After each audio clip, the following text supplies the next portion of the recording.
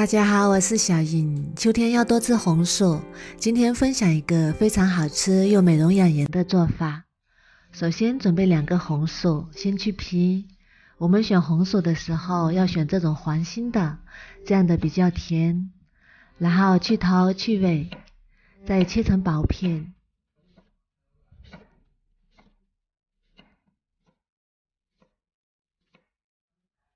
切好之后装入盘中，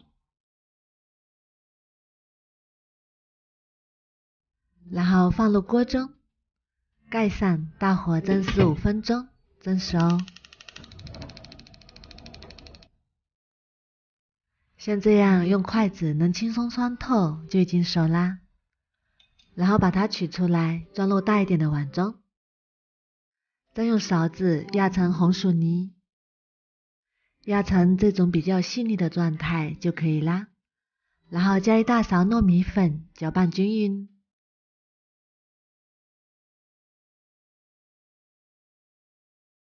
这样感觉太稀了，再加1勺糯米粉，然后继续搅拌均匀。如果觉得太干，可以加适量的清水，搅拌至像这种不太粘手的状态就可以啦。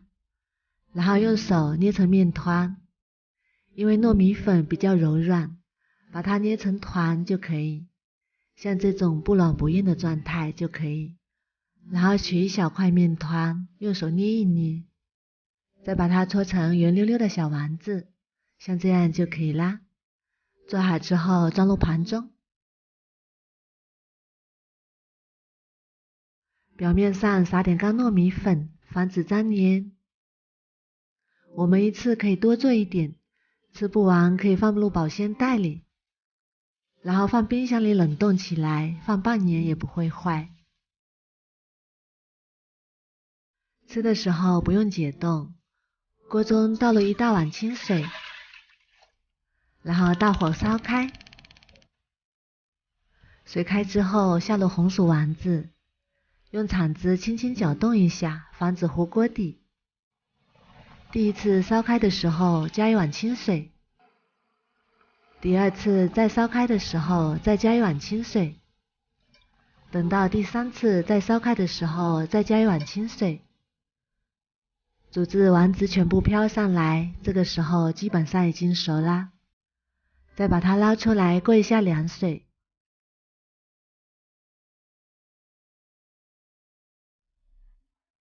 过凉之后再把它捞出来，装入盘中备用。然后锅中再加入1小碗清水，再加入2块老红糖，开中小火煮至红糖完全融化，再加入1把红枣和枸杞，再把红薯丸子也加进来，然后把它们翻炒一下，开中小火炒至汤汁变粘稠，像这种冒大泡泡的状态就可以啦。然后关火，再次翻拌均匀，香甜软糯的红薯丸子就做好啦。然后把它盛出来，装入盘中。这样做的红薯丸子非常的软糯香甜，表面上裹着老红糖，非常的香甜可口，再撒点熟芝麻，点缀就更香了。红薯学会这样做，补气补血又美容养颜。看一下，非常的软糯，放凉了之后更加的劲道好吃。红薯这样做营养不流失，一家老小都可以吃。如果你也喜欢，赶紧收藏起来试试吧。我每天都会更新不一样的美食视频，如果喜欢我的视频就关注我吧。谢谢您的支持。大家好，我是小颖。入秋后要多吃点红薯。今天给大家分享一个红薯非常好吃的做法，口感鲜嫩爽口，丝丝顺滑，而且做法还非常的简单，很多人都没有这样吃过。首先我们准备1个红薯，去皮，去皮之后再改刀切成厚厚的薄片，尽量切得薄一点，这样容易收。全部切好之后装入大一点的盘中，然后放到蒸锅里面，盖上盖子，水开之后大火蒸15分钟。时间到了，我们打开看看，蒸好的红薯用筷子能够轻松的穿烂就可以啦。然后把它取出来，倒入绞肉机里面，在碗里面加入800毫升清水，然后把它打成细腻的红薯汁。多打一会儿，打得越细腻，口感越好。打好之后，准备2个碗，把红薯汁平均倒入2个碗中，每个碗中大概500毫升左右。再来准备一个大一点的碗，碗里面加入120克红薯淀粉，然后倒入500毫升红薯汁，像这样一边倒一边搅拌。红薯淀粉主要是起到凝固的作用，不用加的太多，太多了口感发硬不 Q 弹。搅拌至没有红薯粉颗粒，像这样细腻的状态就可以啦。搅拌好之后先放一旁备用。接下来把另一半红薯汁倒入锅中，然后开大火煮开，一边煮一边用铲子不停地搅拌，防止糊锅底。煮开之后再把另一半加了红薯淀粉的红薯汁倒进来，倒之前记得用筷子搅拌一下，防止红薯粉沉淀碗底，然后用铲子顺着一个方向不停地搅拌。这个时候一定要转最小火，红薯粉会在煮的过程中慢慢变色，白色的红薯粉慢慢变成黄色。这个过程大概需要5分钟左右，一直煮至红薯糊变得越来越粘稠，熬至锅中起大泡泡，红薯糊呈现半透明状，像这样就可以关火了。像这种状态就可以啦，然后关火，然后准备一个干净的容器，趁热把红薯糊倒入容器里面，再用铲子把红薯糊表面整理平整，然后像这样轻轻震动几下，排出里面的气泡，然后放到凉快的地方放凉，也可以放到冰箱冷藏里面定型。放凉之后，红薯糕用手按压，不变形不塌陷，像这种状态就说明已经好啦。然后把它倒扣取出来，一道软糯 Q 弹的红薯糕就做好啦。然后把它切成自己喜欢的形状，切的时候刀上抹一点水，这样更好切。像这样横着切几下，然后竖着再切几下，大小可以随心而定。我们来看一下，非常细腻 Q 弹，它的口感鲜嫩爽口，丝丝顺滑，直接吃也非常的好吃。也可以搭配点酸奶，吃起来冰冰凉凉的，爽口又好吃。也可以搭配点蜂蜜来吃，口感 Q 弹中还带着丝丝的甜蜜。哇，这也太好吃了！如果不喜欢吃甜的，也可以搭配大蒜、小米辣凉拌。这款红薯糕可甜可盐，都非常的好吃。如果你也喜欢，赶紧收藏起来试试吧。我每天都会更新不一样的美食视频，喜欢我的视频就关注我吧，谢谢您的支持。大家好，在家炸丸子切记不要乱加淀粉和面粉，一定要牢记3放4不放的诀窍，这样炸出来的丸子才会蓬松暄软，外皮酥脆，非常的好吃。今天我就把炸了30多年的丸子的经验分享给大家。炸丸子分素丸子和肉丸子，今天我们就来做素丸子。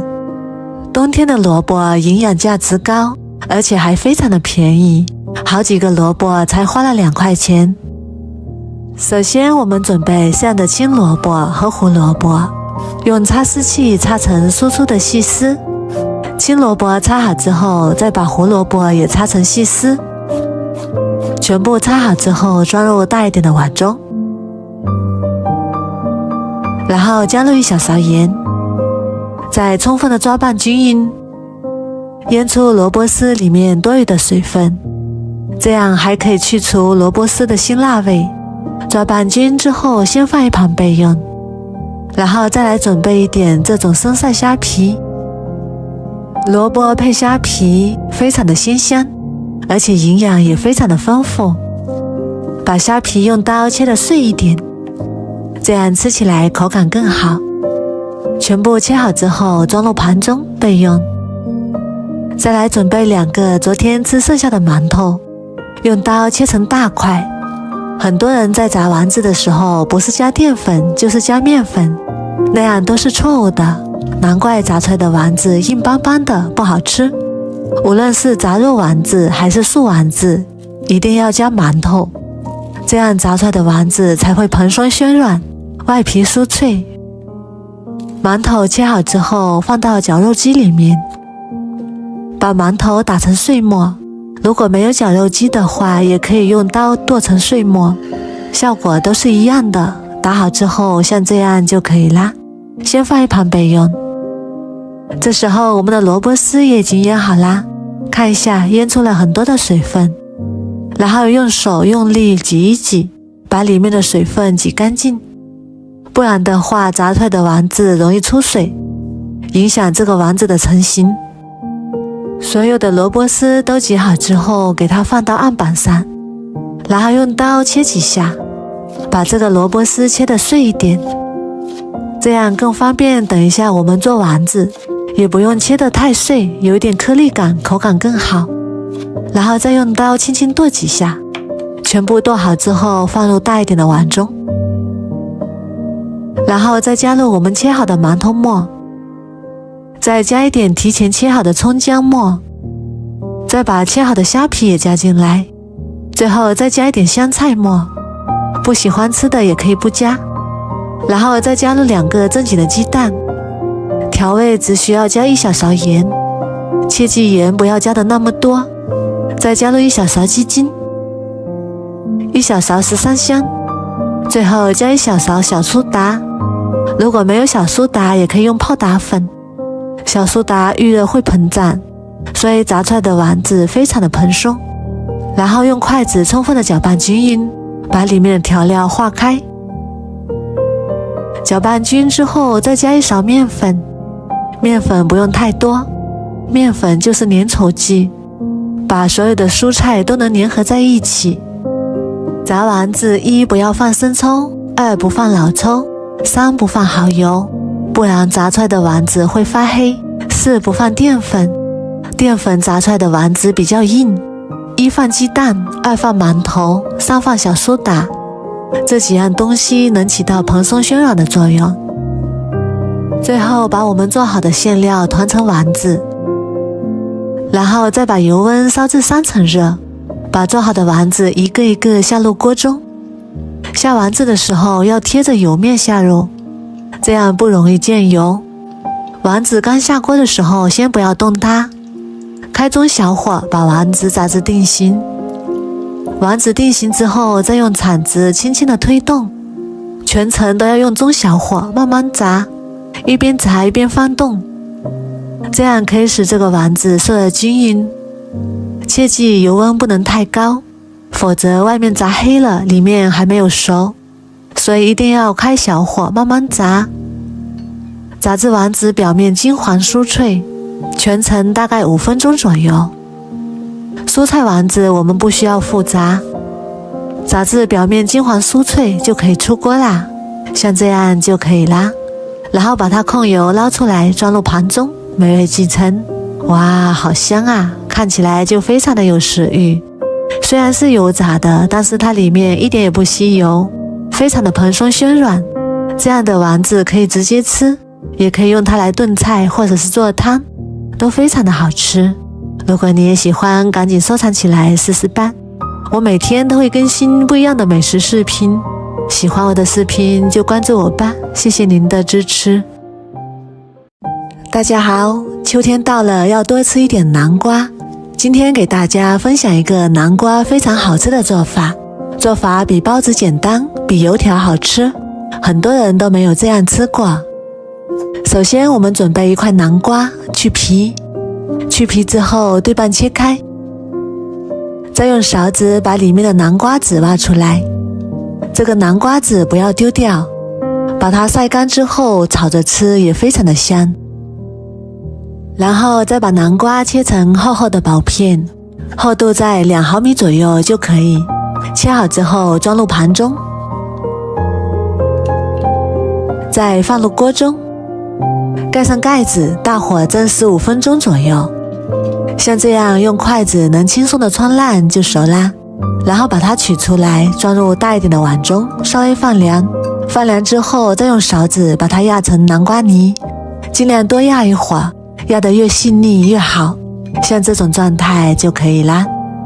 在碗里面加入3克酵母粉，10克白糖，再打入2个正经的鸡蛋，加入250毫升温水，水温在40度以下就可以。温度太高的话会把酵母烫死，就起不到发酵的作用了。南瓜的温度也不能超过40度。用筷子充分的搅拌均匀，搅拌至酵母粉完全溶解。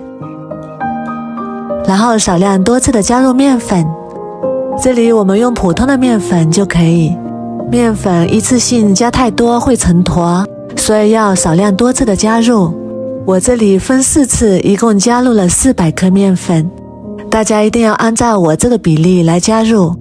记不住的朋友可以先把它收藏起来，搅拌至完全看不到干面粉，像这种粘稠的状态就可以啦。然后盖上盖子，把它放到温暖的地方发酵30分钟左右。接下来准备把红枣放入碗中，碗里面加入1勺面粉，再倒入清水把它清洗一下，因为红枣的表面有很多的褶皱，面粉可以快速的把褶皱里面的灰尘清洗干净。洗一遍之后，我们再把它捞出来，再倒入清水多洗几遍，洗至水变得清澈，像这样就可以啦。然后把它控水捞出来，放到案板上，然后用刀对半切开，把红枣核去掉，不要。切好之后装入碗中备用。这会儿我们的面糊也已经发酵好啦，用筷子把它搅拌搅拌，排出里面的气泡，搅拌至里面没有大气泡就可以。再来准备3个吃饭的小碗，碗的底部和四周都刷上1层食用油，如果家里有黄油也可以刷上黄油。全部刷好之后，把面糊慢慢的倒进来，这里要注意的是不要倒得太满，倒7、8分满就可以。全部倒好之后，用勺子把面糊的表面整理平整，最后再把切好的红枣像我这样摆在面糊上面。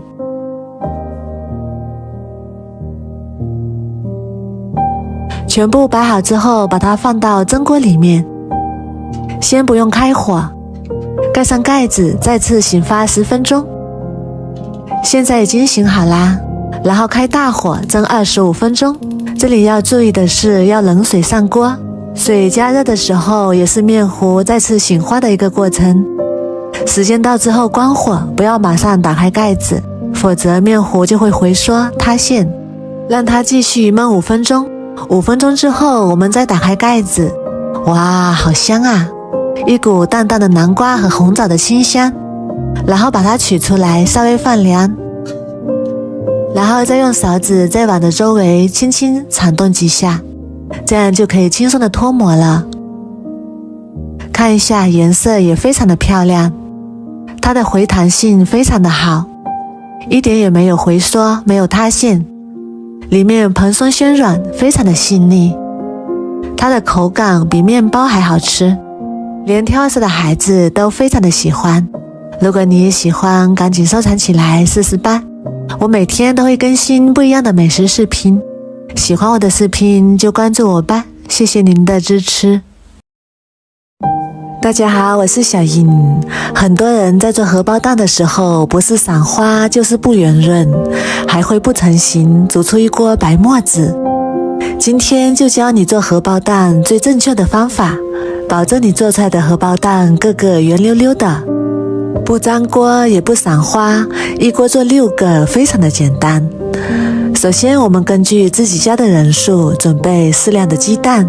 选鸡蛋也是有讲究的，我们最好是选这种表皮摸起来比较粗糙的，这样的鸡蛋比较新鲜。如果表皮光滑、光溜溜的，说明不新鲜了。也可以像这样晃动几下，如果里面有响声，说明这个鸡蛋就不新鲜了。新鲜的鸡蛋做出来，蛋清和蛋黄不容易分离，更加的圆润。然后往里面加入1小勺盐，再倒入这样的清水没过鸡蛋，再把鸡蛋表面的脏东西和粪便清洗干净。我们加入食盐，有消毒杀菌的作用，这样能有效地去除鸡蛋表面的细菌和污渍。把每一个鸡蛋都用手搓一搓，清洗干净，把表面洗至光滑，然后控水捞出来，先放一旁备用。接下来准备几个比较浅的小盘子，然后往里面倒入一点点清水，再用手给它转动一圈，然后每个盘子里慢慢打入一个鸡蛋。接下来锅中加入1大碗清水，然后开大火把水烧开。水烧开之后，先把火关掉，然后贴近水的表面，慢慢的把鸡蛋倒进来，这样鸡蛋就不容易散开。我们关火倒入鸡蛋，水就不会一直沸腾翻滚，这样就不会煮出一锅白沫子，而且鸡蛋也不容易散花。如果开着火倒入鸡蛋，很容易就会煮出一锅鸡蛋花了，所以这一步非常的重要。我们依次像这样把鸡蛋慢慢的倒进锅中，鸡蛋全部下入锅中之后，开最小火慢慢煮，煮至鸡蛋定型之后关火，盖上盖子再焖2分钟。2分钟之后，我们的荷包蛋就煮好啦。看一下，个个圆溜溜的，非常的漂亮。现在里面是流心蛋，如果喜欢吃熟一点的，我们再继续盖上盖子，再焖3分钟。3分钟之后，我们的荷包蛋不老也不嫩，刚刚好。看一下，里面的蛋黄是7分熟的，吃起来口感又香又糯，非常的好吃。这时候我们可以把火关掉，把它取出来了。这样做出来的荷包蛋个个都是圆鼓鼓的，又好吃又好看。如果用它来当早餐吃，我们可以往里面加一点生抽，也可以来调一个料汁。碗中加入1勺生抽，1勺香醋，一点点食盐，再加入1勺芝麻香油，1勺葱花增香，然后再倒入半碗煮荷包蛋的开水，再用勺子给它们搅拌均匀，一个非常美味的汤汁就调好啦。然后把我们煮好的荷包蛋加进来，这样做出来的荷包蛋看起来就非常的有食欲。如果你也喜欢，赶紧收藏起来试试吧。我每天都会更新不一样的美食视频，喜欢我的视频就关注我吧，谢谢您的支持。大家好，往大米中打入4个鸡蛋，没想到那么好吃，连挑食的孩子都爱吃。自从学会这个做法，我家就不吃馒头了。3天1袋大米，怎么吃都不够。首先根据自己家的人数准备这样的大米，再倒入多一点的清水没过大米，然后往里面加入1勺白醋，不仅能够软化大米，还能够使大米吃起来更加的香甜。然后下手给它清洗干净，清洗干净之后再把水倒掉，淘米水也不要浪费，可以用它来浇花或者是洗脸，然后再往里面加入这样的清水，浸泡20分钟，这样吃起来口感更好。时间到，我们的大米也已经泡好啦，然后给它控干水分，捞出来放入电饭锅里面，再往里面加入1小勺香油，用筷子搅拌均匀。加入香油可以使煮出来的米饭更加的油亮滋润，吃起来更香。搅匀之后，往里面打入4个正经的鸡蛋，我这里用的是土鸡蛋，土鸡蛋更加的营养。然后用筷子充分的搅拌均匀，让每一颗大米都裹上一层鸡蛋液。搅匀之后倒入适量的清水，水的量没过食指的第一个关节就可以。这个比例蒸出来的米饭不软不硬，刚刚好。然后盖上盖子，按煮饭功能，大概30分钟左右就煮熟啦。接下来准备一个西葫芦，去头去尾，然后从中间对半切开，再改刀切成厚片。切好之后再改刀切成粗条，最后切成小丁。切好之后装入碗中备用。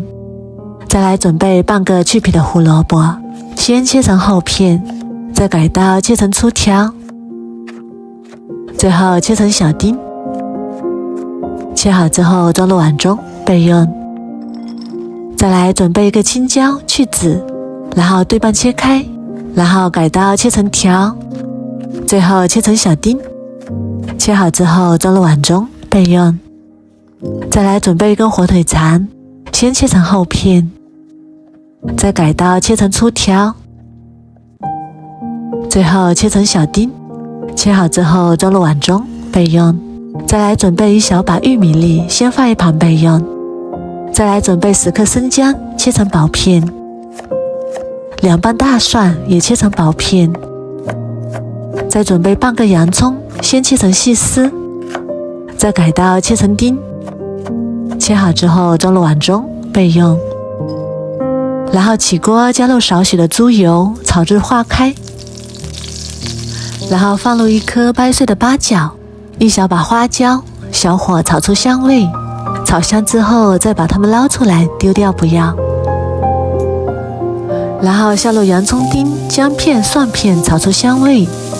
炒香之后加入1勺豆瓣酱，1勺黄豆酱，炒出酱香味。炒香之后再把胡萝卜加进来，翻炒均匀。炒匀之后再把西葫芦加进来，继续翻炒均匀。然后再把玉米粒加进来，翻炒几下。再把火腿肠加进来，翻炒出香味。然后把青椒丁加进来，翻炒几下。然后加入适量的蚝油，翻炒出香味。炒香之后再加入1勺生抽，1小勺盐，少许的鸡精，翻炒均匀。炒匀之后加入1小碗清水，继续翻炒均匀，炒2分钟左右，把所有的食材炒至入味，炒至汤汁变得粘稠，就可以关火啦。好啦，像这样就可以啦。然后关火，先放一旁备用。这时候我们的米饭也已经蒸熟啦，哇，好香啊！然后用铲子把米饭搅散，米饭金黄金黄的，颜色也非常的漂亮，像这样就可以啦。先放一旁备用。然后准备一个小碗，把炒好的配菜先铺在碗底，然后再把煮好的米饭铺在上面，用铲子压一压，压得结实一点，再扣上一个盘子，给它倒扣过来，然后把碗取下来。哇，真的是太漂亮了！一道好看又好吃的懒人焖饭就做好啦。里面有蔬菜，有火腿，有鸡蛋，营养也是非常的丰富，连挑食的孩子都非常的爱吃。如果你也喜欢，赶紧收藏起来试试吧。我每天都会更新不一样的美食视频，喜欢我的视频就关注我吧，谢谢您的支持。大家好，我是小颖。今天我们用黄瓜和面粉来做好吃的。首先把黄瓜清洗干净，然后去皮，再把黄瓜皮放入料理机里，加200毫升清水，然后选择果汁键打成黄瓜汁，再过滤出来180毫升黄瓜汁备用。再准备300克面粉，加3克盐，然后慢慢倒入黄瓜汁，一边倒一边搅拌，搅拌成这种面絮状，然后揉成面团，揉成一个软硬适中的面团，像这样就可以啦。然后盖上，放一旁备用。再准备半个洋葱，先切片，再切成小碎丁，切好之后装入碗中备用。再准备3个香菇，清洗干净之后先切片，再切成香菇丁，切好之后装入碗中备用。再准备半个红椒，去籽，然后先切成红椒丝，再切成红椒丁，切好之后和香菇放一起备用。再准备一块鸡胸肉，先切片，再切丝，最后切成小肉丁，放一旁备用。热锅放油，油热之后放入洋葱，翻炒，炒出香味，炒至洋葱微微花黄。再把鸡胸肉和所有的配菜都加进来，翻炒，炒出香味，炒至香菇变软。再加1勺黄豆酱，1勺生抽，1勺蚝油，适量的胡椒粉，翻炒均匀，炒出酱香味。炒香之后，再加1小碗开水，然后再加入水淀粉，煮至汤汁变粘稠，像这样就可以啦。然后关火备用。面板上撒点干面粉，防止粘连。面团上也撒点干面粉，然后用手轻轻拍扁，再取出擀面杖，擀成大薄饼，也不用太薄，0.5厘米左右就可以，像这样就可以啦。再把它切成1厘米左右的面条，再切成1厘米左右的小方块，然后撒点干面粉，再把它抖散，然后再一个一个把它搓成小面鱼，像这样就可以啦。全部都做好之后装入盘中备用。锅中水烧开，加1勺盐，然后下入小面鱼，用筷子搅动一下，防止糊锅底，煮至小面鱼全部都飘上来，再煮2到3分钟就熟啦。再把它捞出来，过一下凉开水，然后再控干水分，装入盘中。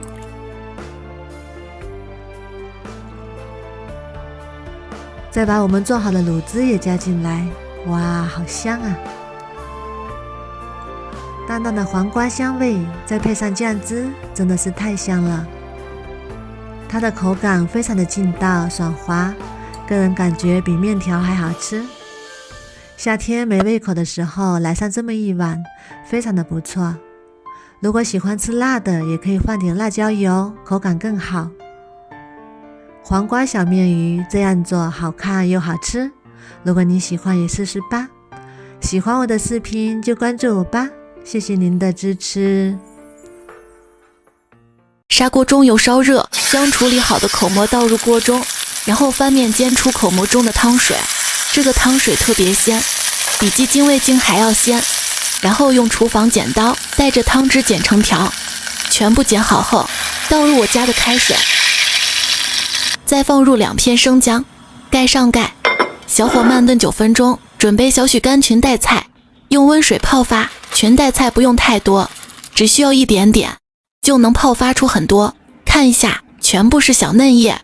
泡好后放入砂锅中，再加入切好的豆腐。家里有条件的，再放几个虾仁一起包，然后依次放入生抽、少许盐、胡椒粉调味，再淋入香油，撒点葱花。这也太鲜了！裙带菜含钙量特别高，是牛奶的10倍。家里的孩子正在长身体，所以我会经常给他做这个汤。喜欢的朋友赶快收藏做起来吧。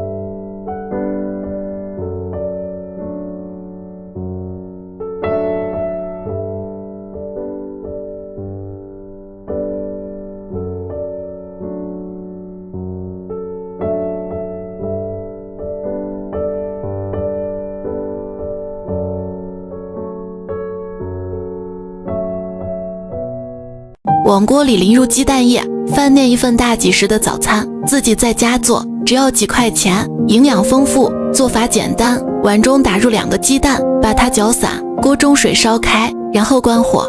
等锅中没有气泡的时候，把鸡蛋液轻轻地淋入锅中，这样做出来的蛋花非常的鲜嫩，还不爱洒。我每天都会分享一道简单的家常美食，您就给个关注吧，以后想吃不会做还能找到我。然后再盖盖，焖上1分钟。这个是我们家常备的鸡蛋灌饼，没有反式脂肪酸，配料表干净，给孩子吃也放心。一袋20片，还赠送灌饼酱和小刷子，不用解冻，直接煎2分钟就会鼓起个大包。怎么样，是不是好玩又解压？再给它戳个洞，把鸡蛋液灌到里面，翻2面就能出锅了。刷上赠送的酱，加生菜、黄瓜、火腿肠，想吃什么就放什么，比路边摊的还要好吃，干净又卫生。蛋花汤，放点虾皮、紫菜和香菜，盐、香油和生抽，紫菜汤就做好了。早餐这样做，营养丰富又美味，孩子大人都爱吃，最主要的是也用不了几分钟。喜欢赶快收藏做起来吧。大家好，我是小颖，今天买了1斤半排骨，来分享一个好吃又简单的做法。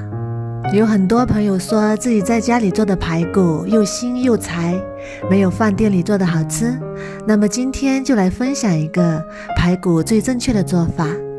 首先在排骨里加1勺盐，食盐能够有杀菌消毒的作用，然后倒入清水没过排骨，再用手充分搅拌一下，让它静置10分钟，泡出排骨内部的脏东西，泡出血水。10分钟之后，我们再用手抓洗一下，然后再控干水分，装入碗中，然后倒入清水，再多洗几遍，清洗干净。清洗干净之后，再控干水分，装入盘中。这样的排骨就已经非常的干净了。然后把清洗干净的排骨冷水下锅，加入葱段和姜片，再加1勺料酒去腥，然后搅动一下，再开小火慢慢给它加热。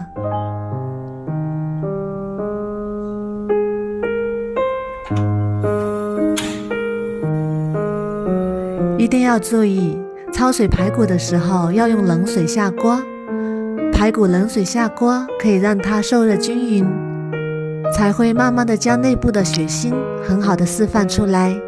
我们用中小火慢慢加热，营养不流失，从而使做出来的排骨肉质鲜香又软嫩的效果。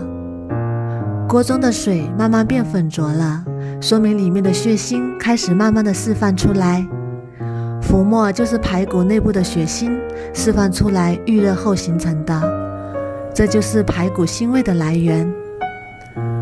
我们只要把它煮出来，然后清理干净，这样排骨腥味的问题就解决啦。一定要把上面的浮沫清理干净，然后再煮1分钟。1分钟之后，我们再把排骨控水捞出来，然后装入大碗中，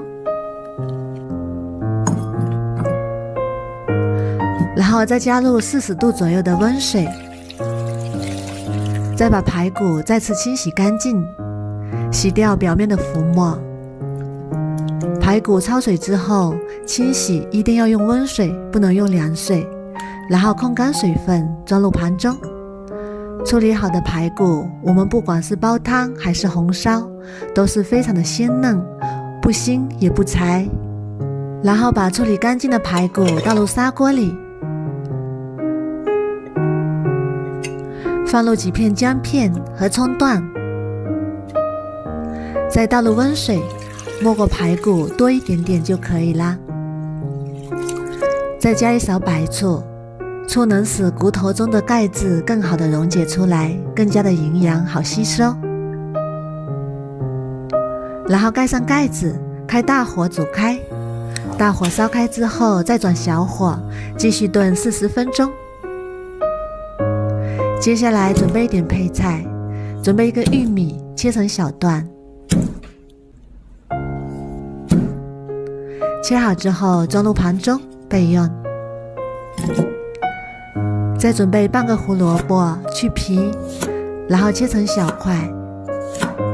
胡萝卜不用太多，如果放多了味道很重，汤的口感就不好了。切好之后装入碗中备用。再准备半个莲藕，先切成厚片，然后改刀切成小块。切好之后装入碗中，然后加一勺盐，再用手抓均匀，腌制5分钟，这样更加容易入味，而且吃起来口感更好。我们的排骨已经炖了40分钟啦，里面的汤汁已经变白了。现在的汤汁闻起来就已经很香了。然后把准备好的胡萝卜、玉米、莲藕全部都加进来，然后用筷子搅拌一下，再盖上盖子，继续炖15分钟。时间差不多啦，我们打开看看。哇，好香啊！浓浓的排骨汤，满屋飘香。接下来根据自己的口味加适量的盐，再把它翻拌一下，然后再煮1分钟就可以啦。我们这里只需要放少许盐调味就可以，这样可以更加体现出排骨中的香味，不需要加其他的调料就已经很香了。看一下，一道全家都喜欢的玉米排骨汤就做好啦。排骨软烂鲜嫩，可以轻松的脱骨，胡萝卜也是非常的软烂入味，莲藕也是非常的粉嫩又好吃，玉米也是非常的清甜好吃，是孩子的最爱。